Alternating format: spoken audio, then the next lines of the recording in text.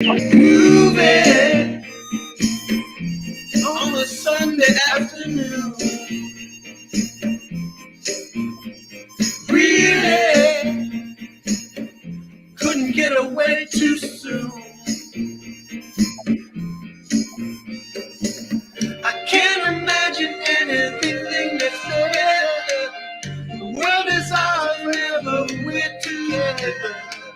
There ain't a place I like to be instead of grooving. What's up, Mario? Hey, Darius, how you doing? Hey, way to sing there, buddy. Oh, man. I thought I'm going to pick some Smokey Robinson. Well, that was a little Smokey Robinson. That was back in the day, man. I love it. I went old school for you.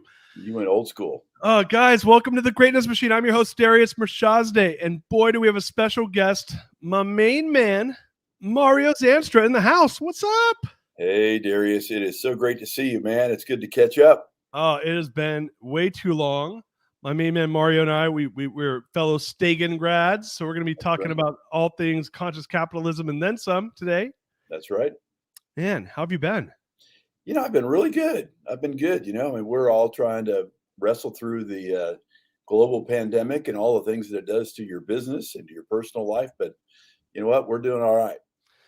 Yeah, well, I'm glad to hear that. Well, let's get the show started, guys. For our new listeners, you know, the Greatness Machine, we're about two things. We're about people who are living their passions and those who are creating greatness in the world.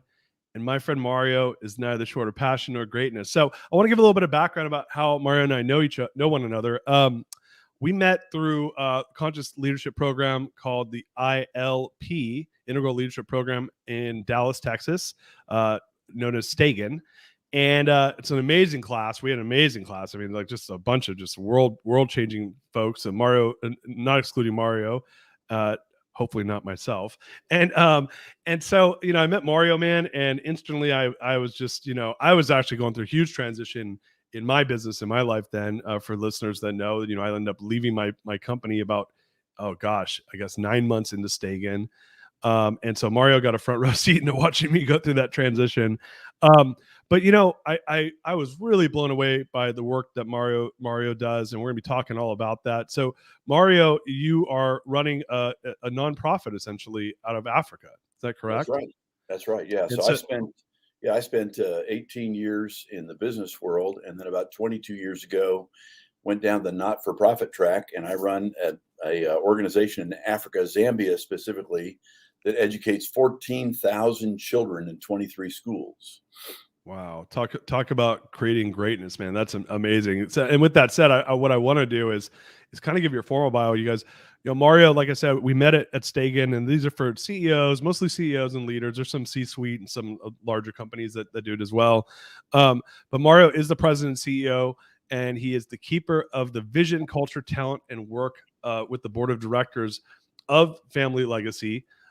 So prior to joining Family Legacy, he served as the president and CEO at Pine Cove Christian Camp and president at East West Ministries and the EVP, executive vice president at Trans-Western Commercial Services. So he holds a bachelor's degree of science and business administration from USC, University of Southern California. Go Trojans. That's right. And he is a member of the St. Jude's Oak Cliff Church. So, man, welcome to the show. That's great. Great to be here. So, yeah, like take us back, you know, like you went from the business world to now this nonprofit world, but kind of take us back, you know, like how does one do this? Like, how did you, what created the calling for you to move in this direction? But where did it all start? You know, I was in the commercial real estate business, and I was actually kind of near the peak of my career. I was a partner in a national firm. I was responsible for a large region. Everything I'd kind of worked for, dreamed for, was kind of what I was supposed to be doing. And but I was on the board of directors of this not-for-profit. And while I was on the board of directors, I read a book called Halftime by Bob Buford. If you know Bob Buford, he is a great man. And the principle of the book was the first half of your life, you work for success. And the second half of your life, you work for significance. And I remember reading the book, and part of the exercise in the book is actually to write a plan. And on my 40th birthday with my wife, I shared with her the plan of what I wanted to do. It had nothing to do with Pine Cove. It just had to do with leaving the corporate world investing my life in the things of God. And my wife, interestingly enough, when I got done sharing that, said, wherever you want to go, I'm following. I'm with you. I mean, we're in. And the crazy thing about that was we had 6 kids. Anyway, long and the short of it was I was on the board of this organization. Their CEO left. I became a candidate. And the next thing I knew, I took an 80% cut in pay and went to run a not-for-profit. And it was a wild, wild ride. And that ride continues. So that was Pine Cove. That was I left Transwestern to go to Pine Cove, and I was there for 17 years. And the whole premise of this halftime book is use the things you learned in business for the benefit of something greater. And so this organization I took over, we had 5,000 guests in the summer. And then my last year, 17 years later, we had 33,000 guests. We had grown 600% as an organization. I put business principles into place and made a decision. We're going to hire the best, and we're going to create something that's great. And man, by God's grace, it worked out, and lots of people's lives were radically impacted. Wait, what was the percentage growth? Did you say? 600%. Wow. That's 600% in 17 years. Wow. That's amazing. And so is, Pine Cove Christian Camp, that is obviously a different group than Family Legacy. That's right. So that's where I worked, and then I hired and trained my replacement, and I did succession plan right. If you succession plan well, you might lose your job. If you succession plan poorly, you might lose your organization. So you actually have to get it just right. But I hired a young guy, invested in him for 9 years, handed him the baton, and then stayed in the not-for-profit sector and did a wide variety of things since then. Wow. So 9 years succession plan. That's a lot. Yeah. Well, I didn't know when I hired him that he was the guy, but about 6 years in, I thought, you know what, he's the guy that's going to replace me. And so I began to invest in him for the sole purpose of him being able to take the baton and actually transition in a smooth way, as opposed to many organizations don't transition well. Yeah. And anyway, it worked out great. It was seamless. He's done a great job. He's actually continued to grow that organization. We still talk monthly, and very grateful to be able to kind of pick my replacement. So after leaving that, I'm assuming the next step was moving into Family Legacy. Is that correct? I worked and helped a friend at an organization called East West as the president. He was the president and CEO previously. He had a lot of kids, and we helped kind of rebuild the organization, position it for a great future. And then I took on the challenge at Family Legacy, which actually had gone through a bumpy season, and basically have spent the last 4 years refounding the ministry. And so these are all faith-based organizations. That's right. So is the intention around them for like mission work, or is it more based around helping kids, or combination thereof? Like what if you don't mind, like kind of giving the listeners a background around, sure, what's the intention and motivation behind this work? I'd love to hear that. Yeah. So Family Legacy. So we exist to glorify God by empowering and equipping vulnerable and orphan children to live up to their God-given potential. And here's the gist of it. We're in a country that has 18 million people. The average median age in Zambia is 17 years old. Wow. Compared to the United States, it's 38. So it's literally a country of children raising children. And the daily wage for the average worker in Zambia, if they have a job, is about $1.50. And so it's literally a third world country that's trying to break out. And what we have chosen to do is to invest deeply in one city. So the capital city of Lusaka, Zambia, has about 150,000 kids who walk the streets of Lusaka and don't have an opportunity for an education. And we made a decision that we are going to invest in 10% of those kids. Wow. So we invest in them physically. Every child that's in our program gets a meal every day. And for many of them, that's the only meal they'll get every day. We have a quad certified infectious disease doctor on our staff. And we literally examine every child every year from a health perspective. 15% of our kids are HIV positive. We have another percentage of kids that have cancer or sickle cell, and then lastly, all of our kids are vulnerable, and then a percentage of them are orphaned as well. But the truth is, in Zambia, the plight of the vulnerable is not too indifferent from the plight of the orphaned. And so we literally are investing in the next generation of kids that we think someday might be the leaders in their compounds, or they might be the leaders in their city. Who knows? Some of them may be the leader of their country someday. But we invest in them physically. We invest in them emotionally. Zambia at one time was called the land of 1 million orphans. Wow. And because of the HIV AIDS pandemic, a lot of kids lost their parents. There's a whole generation between the 30s and 40s that passed away because of the AIDS epidemic. And literally, they were being raised by grandmothers, great-grandmothers, because that whole generation was gone. And with that comes a lot of baggage. And so we're helping them unpack their baggage.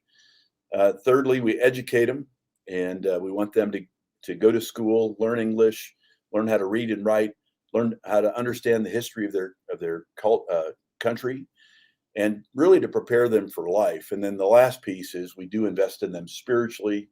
We do it from a Christian viewpoint, and we want them to have a relationship with God.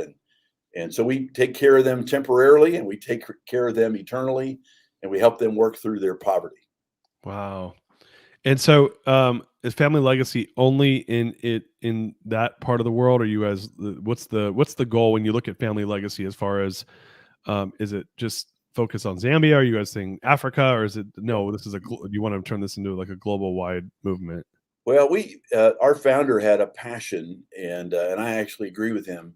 Rather than going shallow in a lot of places, we're going to go deep in one. And so, if we have an opportunity to impact 10% of the uneducated population in Zambia and give them a great education and really help them work through the junk that's gone on in their life and prepare them, feed them, help them grow, we think we can make a difference in one country. And I don't know how much you know about Zambia, but Zambia gained its independence from Britain in 1964, the same year that South Korea broke off from North Korea, when they became two Koreas. Zambia went down the path of borrowing money to try to build an economy. South Korea instead said, we're not going to borrow money, we're going to build from within. South Korea is the 5th largest economy in the world. Mm-hmm. Zambia is near the bottom. So we're trying to help them move from the bottom up by educating their population. Wow.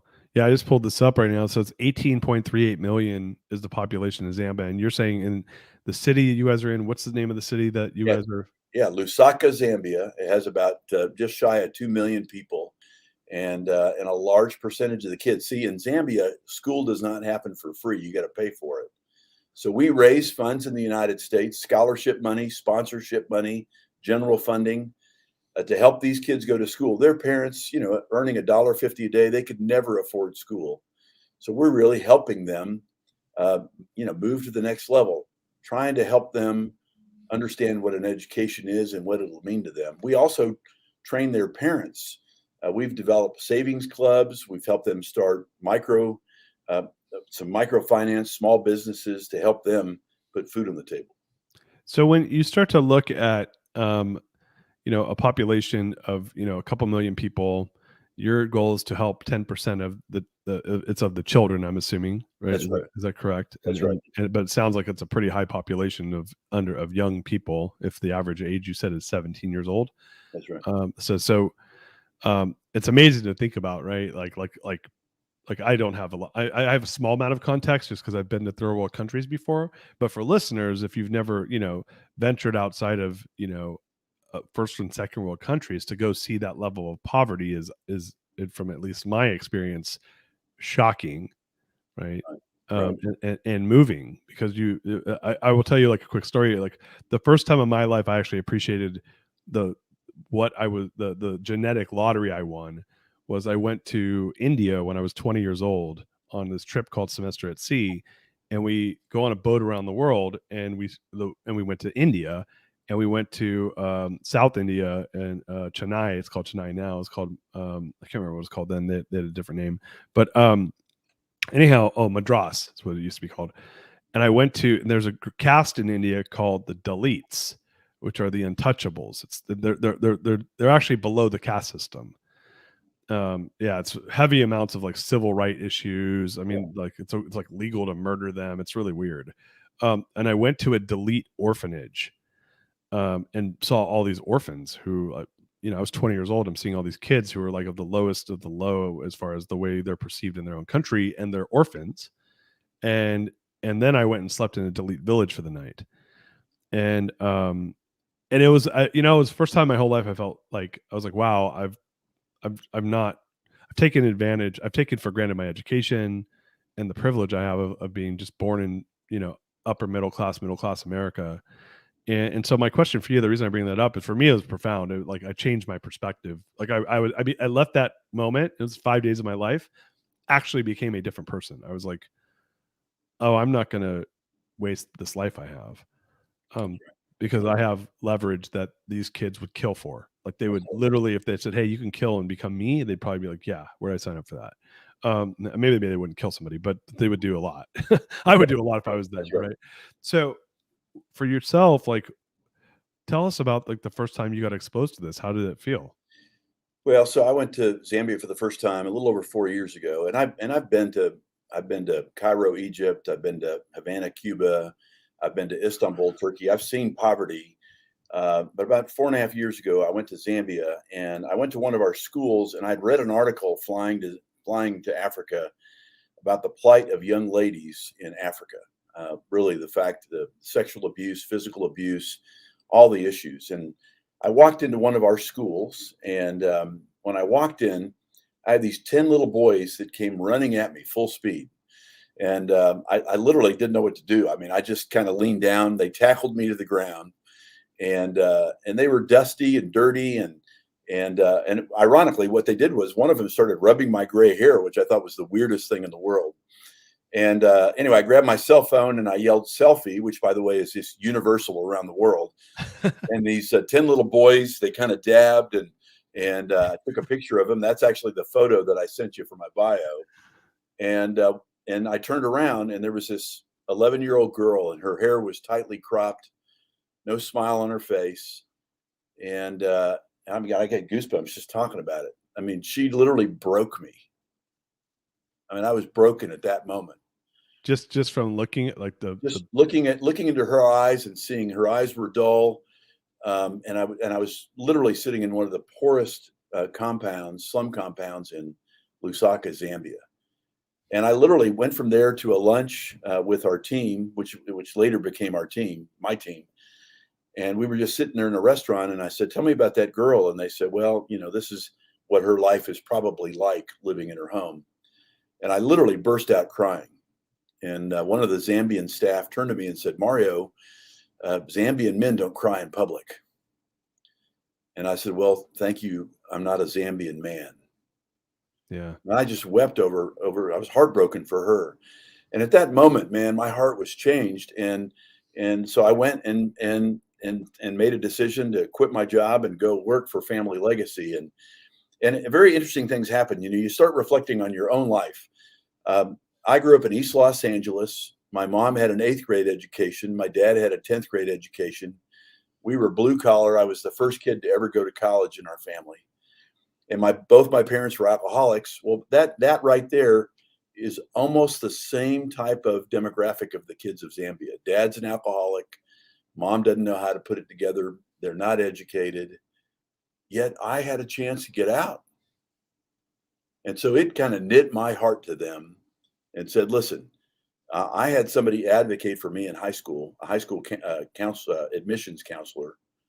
And I want to help advocate for these kids and give them a great hope. And so that's how it started. Wow. Yeah, that's crazy.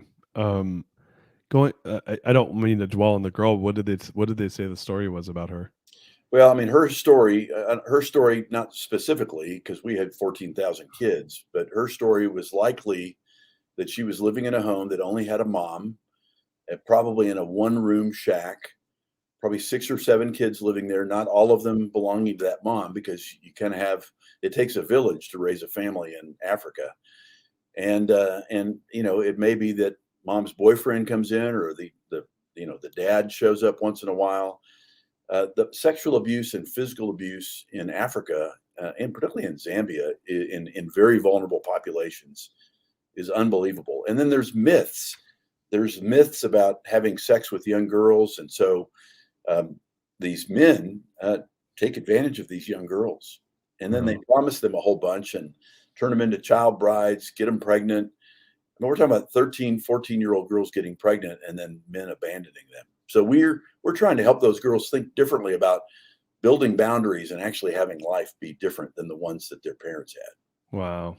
Yeah, it's again, like living in, and I know that like there's sad stories and life is hard in many parts of the world, but I do think in the United States, like our level of difficulty is like not even, there's no, we're talking about just different worlds. Oh, right? yeah. And there's a caste system like you saw in India. There's about 10% of the population is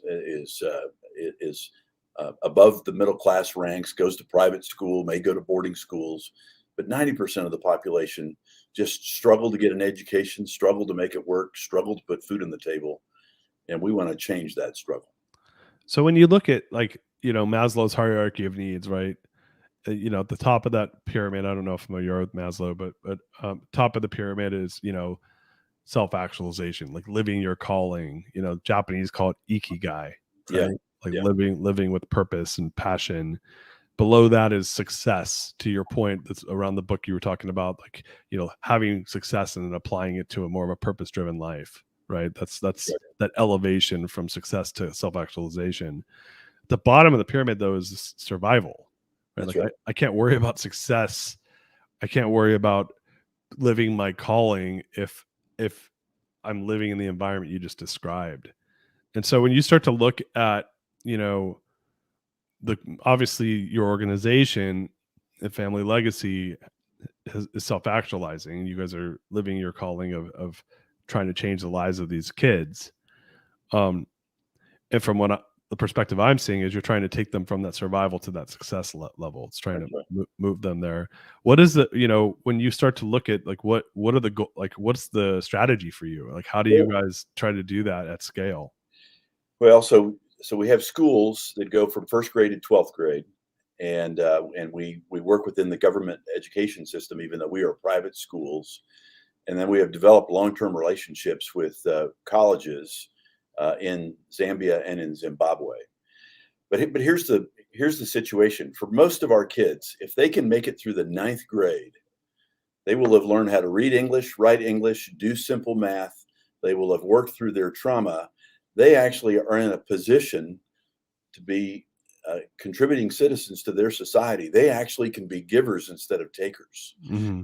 And so if we can get them through 9th grade, I mean, that's a gigantic win. Now we would feel like that was a loss in the United States, but in Zambia, that's a big win. And then the next piece is that we begin to identify which of these kids could be in college and which of these kids should we move them down a track of trades.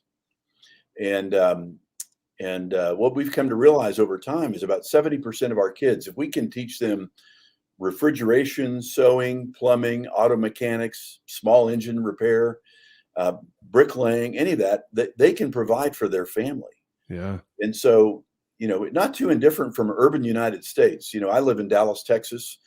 I think Dallas Independent School District, 30% of their kids go to college and about 20% of those kids finish college. The balance of them ought to be going to some sort of a trade school. Well, right. It's not different in Zambia. So we actually right now are developing a mobile trades program where we're going to take trades into all 23 of our schools. And we're going to start in the 1st, 2nd, and 3rd grade to begin teaching kids trades while they're learning English, math, and all those things. Wow. We also have added a farm at our, it's not an orphanage, we call it a children's village. 9 acres of vegetables, 1,000 chickens that are broilers, 200 goats, and then a bunch of chickens that are layers. We're literally teaching these kids how to farm, we actually slaughter chickens. We feed them to the kids. It's an industrial system. And I know some people don't like the fact that we slaughter kids, but if you go to Chick-fil-A, they do too, right? But we're training these kids for life. I mean, we're putting them in a position where they can actually not just survive, but possibly someday thrive. Yeah. And that's the hope. And right now we have about 100 kids in college. We've got about 200 kids in a trades program. We have 300 kids in a gap year program, young adults, where they are getting a low-level trade certificate so they can begin to put food on the table. Wow. That's I mean, amazing. it's working. It's working. Yeah. And so right now, so how long has Family Legacy been around for? So we started in 2004, and then about 2010, 11, we began to build our own schools, start our own schools instead of using government and community schools. And today, all but about 2,000 of our kids are in our program. About 2,000 of them go to the government schools. But even with that, we work with the government schools to help that be a better experience than maybe the average kid that would go to a government school. So I got to assume that if you got, and you're saying you're working with about 10% of the child population there, the under 18 population? The under 18 population that's walking the streets. Yeah. Got it. So is it like an open door? Any kid can get in, or is it a thing where they're applying? I mean, I got to assume that there's probably a pretty big demand for this. If I'm a kid living in, Lusaka, and I'm poor, and there's this place where I can go get school and a meal. That's right. Yeah, tell me about that. So we have a community development team, and the community development team goes into the compounds, and they actually begin to identify kids that they think could be the kids that would really benefit from this education. Now, a lot of them will, but in that, when they identify a child, they go meet with their caregiver and they say, listen, this is what we would like to do. And this is the commitment we would like you to make. Listen, if they're going to come to our school, you need to provide for space and time for them to do their homework. You need to encourage them. You need to become that caregiver that you would hope they would be. And we get those parents really to sign off and say, yes, we are for this. And we go on to say, listen, if it gets tough, don't pull your kid out of school and have them sell tomatoes on the corner. If it gets tough, let them continue to get their education. Let's find a different way for your family to get fed. And we've gone through different seasons where we've provided food for families as well. We did a lot of that during COVID. There was a food scarcity problem. The borders were closed to South Africa, where much of the food comes from. So we've done a lot of different things, but we've tried to stick to our main core goal and mission, which is to help these kids live up to their God-given potential. So it's funny. I got so intrigued by like the macro story. Let's talk about COVID. Like how has that affected this, vulnerable population? What have you seen the differences between your experience of obviously being here in Texas and in America compared to what you're seeing your kids go through in Zambia? Yeah, so you're in a country that has minimal medical services, although we have our quad certified infectious disease doctor, maybe one of the best doctors on the continent. Because he has an infectious disease background, the moment COVID hit, he began to buy oxygen, and medication that you use for malaria actually is medication you can use with kids and adults for that matter that have COVID. But here's the thing that was very interesting. Even though they are very, very vulnerable, you got to realize they've been exposed to so many things that they actually have some natural immunities that we don't have. Wow. So 14,000 kids at one point in the third wave, which was the Delta variant, we had about 1,000 kids have COVID. We had about 200 of our 900 staff have COVID. And we did lose some vulnerable kids, and we did lose some vulnerable staff, about 5 total. Well, to lose 5 people in the midst of nearly 15,000 people, that was a miracle. Yeah. We lobbied and worked with different agencies, NGOs, to get vaccines. And we began to vaccinate. The Zambian government lets you vaccinate anybody that was 18 and older. And so the kids that we had that were 18 and older, we vaccinated them. We vaccinated about half of our staff. And but Central Africa, South Central Africa and Central Africa, I could send you this article. I mean, there's a big red dot in the middle that has received very few vaccines, and we need to change that. We're working on that now, along with a lot of other NGOs, to make a big difference there. Is there vaccine hesitancy there at all, like there is in the States, or there is a vaccine hesitancy there, and of course we wouldn't vaccinate anybody unless a caregiver agreed for that to happen. But in Africa, like we've had in different parts of the United States back in the 40s and 50s, vaccinations were done experimentally, and because of that, there's some vaccination hesitation. But the Omicron variant, which is going on now, has been significantly less severe, far more infectious, right, but less severe from the standpoint of death. And for that, we're very, very grateful. And in the first year of COVID, we lost about 2 months of education. The second year, we lost about a month. And this year, they're just delaying school by 2 weeks. I think they've come to realize that we've got to attack COVID in school a different way. We don't want these kids to fall further behind. Right. And so, I mean, you're doing some amazing stuff there. When you look at the future of Family Legacy and your work you're doing, like what, you go out right now, it's, January 2022. And, when you look at the long-term vision, and I know you're a visionary, what is the goal? Like what's the long-term goal for your work at Family Legacy and for Family Legacy in of itself? Yeah, we just drafted a 3 to 5 year strategy. I don't know if you can do 5-year strategies anymore. The world changes so fast. Right. But in the 3-year strategy, one of the things that we have done is that we continue to be convinced that going deeper with the children we have is the best solution. So we have added a very intense literacy program.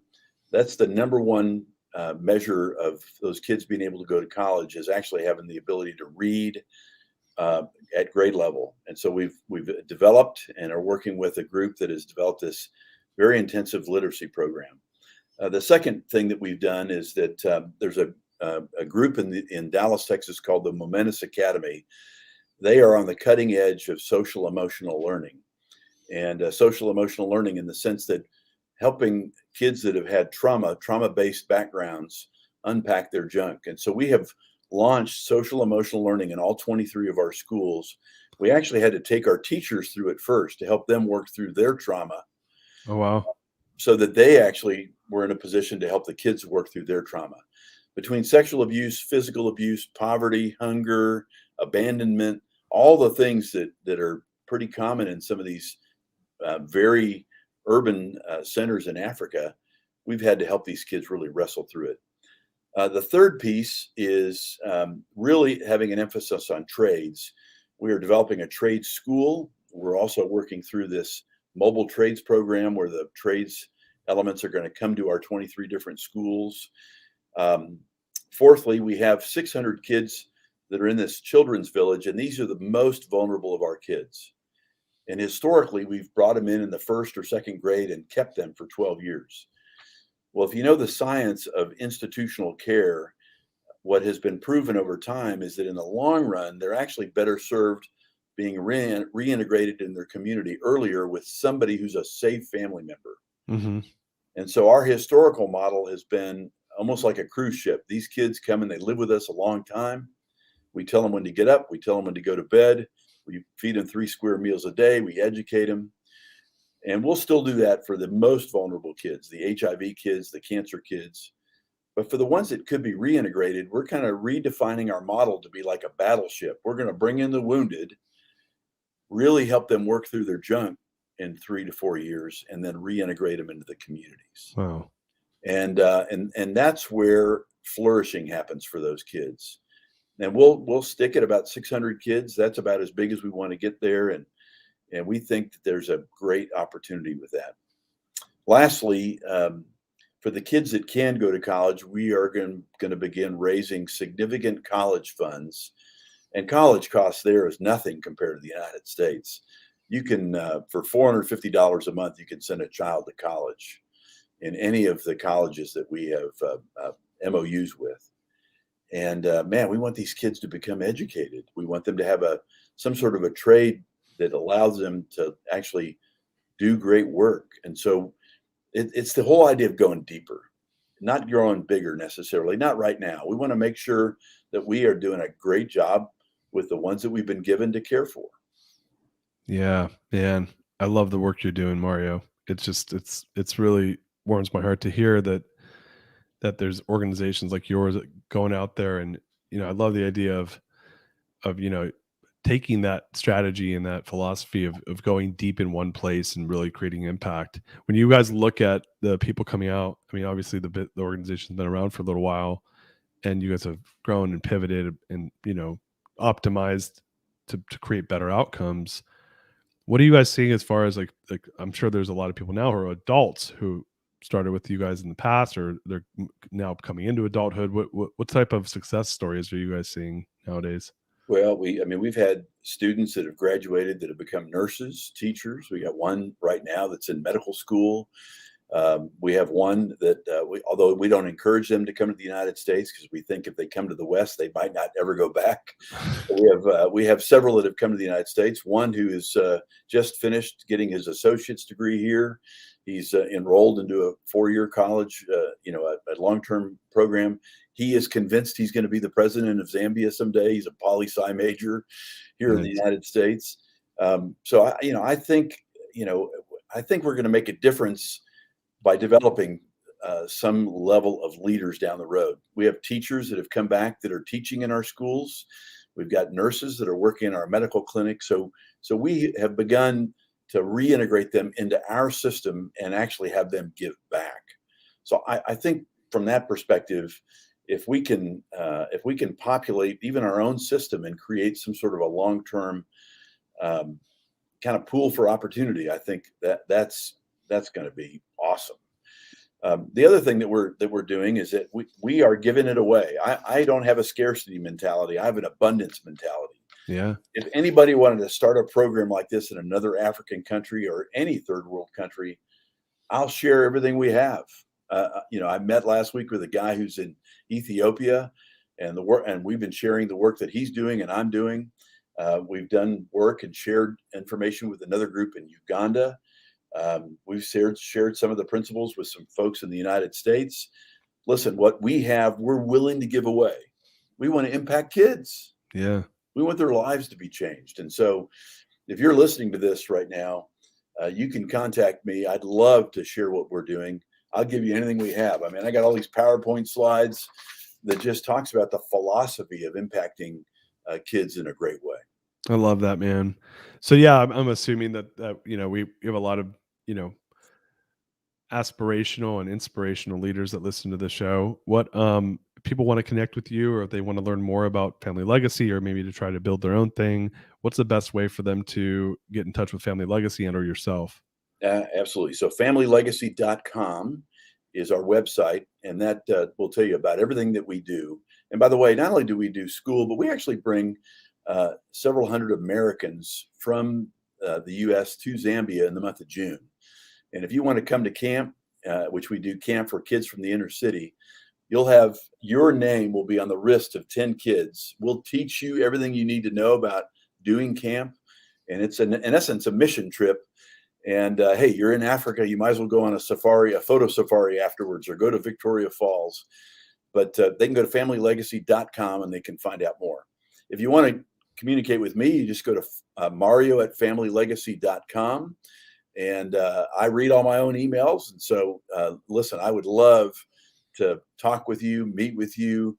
We can set up a Zoom and we'll just chat about what your aspirations are.